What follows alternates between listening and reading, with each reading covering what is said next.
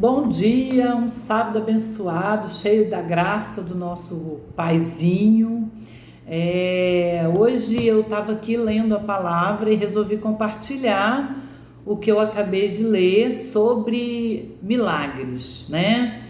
Porque algumas orações nossas são respondidas quando clamamos por milagres e porque algumas delas não são respondidas pelo Senhor quando nós clamamos por milagre.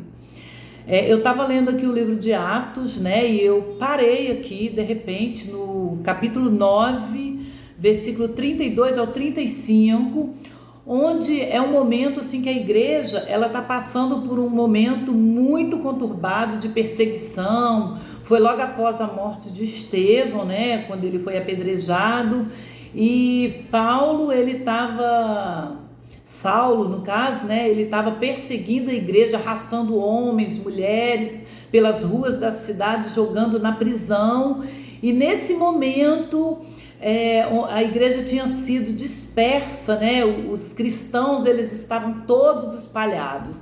E aqui quando a gente lê no capítulo 9, mostra, né, que aconteciam muitas coisas, né? Muitas pessoas se converteram no meio de uma perseguição tão intensa. E é muito interessante a gente pensar nisso, né? Como pode, às vezes tudo está tão em paz, a gente está vivendo um momento de paz, né? E as pessoas não querem saber de Jesus. E de repente, no meio de uma perseguição tão grande, tão intensa, muitas pessoas se voltam para Cristo, né? Por que isso? O que acontece que faz com que isso aconteça, né? E aqui no capítulo 9, 32, eu vou ler aqui para vocês, tá? Foi onde eu parei a leitura. E aconteceu que, passando Pedro por toda parte, veio também aos santos que habitavam em Lida. Pedro, ele estava passando por vários lugares da cidade. Inclusive, ele tinha acabado de estar com aquele eunuco, né? Que estava parado lendo sobre o profeta Isaías. E, de repente, ele foi transportado para uma outra cidade, assim que ele terminou de falar com aquele moço, né, que no final foi batizado. E aí ele foi deparar nessa cidade aqui, né, e achou ali um certo homem chamado Enéas, jazendo numa cama havia 8 anos, no qual era paralítico. Então ele encontrou com esse homem Enéas, né, que era paralítico há 8 anos. Pensa, uma pessoa 8 anos numa cama. Ele teve um encontro com Pedro e disse-lhe Pedro: Enéas, Jesus Cristo te dá saúde, levanta-te e faze a tua cama. E logo se levantou. Agora aqui está a parte que me chamou a atenção. E viram-no todos os que habitavam em Lida e Sarona, os quais se converteram ao Senhor. Então, após aquele homem se levantar, muitas pessoas que viram aquele milagre acontecer, elas se converteram ao Senhor. Aí a gente para e pensa sobre os milagres. Eu fiquei pensando sobre os milagres, né? Certa vez eu até falei sobre isso na minha igreja, o porquê os milagres acontecem, né? Os milagres, ele vem testificar, né? Como que eu vou dizer? Ele é uma forma viva da manifestação do reino de Deus, né? Jesus falou que o reino de Deus, ele não está aqui, não está ali, ele não é um lugar. Ele não é um lugar. O reino de Deus está dentro de nós, dentro de mim e dentro de você, né? Então, esse reino, ele precisa ser manifesto. E como ele é manifesto? Através dos milagres. Quando acontecem os milagres, as pessoas conseguem enxergar e elas se voltam para Deus porque elas viram a manifestação do reino de Deus, né? E eu falei sobre isso, como eu disse aqui uma vez lá na minha igreja, E assim, não foi nem sobre essa passagem que eu li, mas hoje o Senhor voltou a falar comigo sobre isso. Os milagres é para isso. Os milagres não é, porque assim, Deus está com pena de mim, Ele quer me curar. Não, Ele quer alcançar pessoas. Se o que eu estou pedindo a Deus, por isso que a gente fala, os milagres precisam glorificar o nome do Senhor. Se o que eu estou pedindo não vai glorificar Deus, como é que vai glorificar Deus? Levando pessoas a Ele. Esse é o nosso propósito, é fazer com que pessoas